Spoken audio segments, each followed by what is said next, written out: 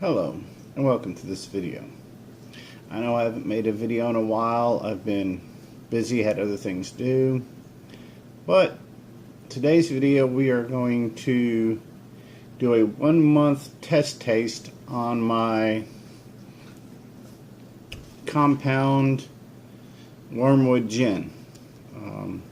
I had added roughly 500 grams of sloes to it. When I initially brewed it, the wormwood was overpowering. I probably used too much. Used a little over 5 ounces. So there we go. So what I'm going to do is go ahead and take it, pour us a little bit out into our tasting glass.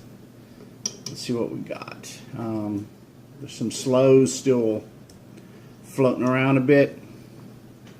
Hopefully I don't dump those out in the glass. Let's bring our glass here. Smells quite nice. Have a wormwood hint to it, a smell to it. Smells good.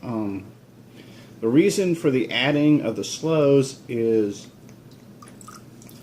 oh, there we go. Got some sloes in the glass, but it is what it is.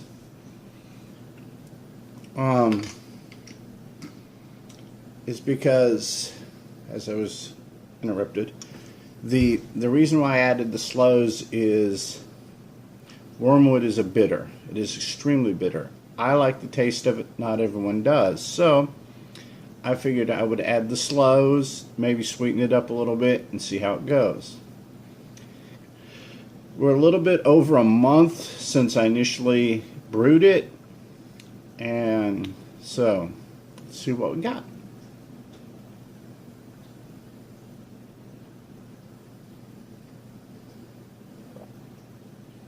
The sloes have definitely mellowed out the wormwood. There is a real strong wormwood aftertaste. So I recommend if you do go do this recipe to cut, and you don't like very bitter, cut back on your wormwood. Like I said, it's very pleasant. It probably won't be fully mature for probably another 3, 4, 5 months. It's aging well. It's got a good taste to it. It's got a good body to it. It is rather dry. So this is pretty good. Looking forward to it finishing up. So till next time. Cheers and good brewing. Peace, love.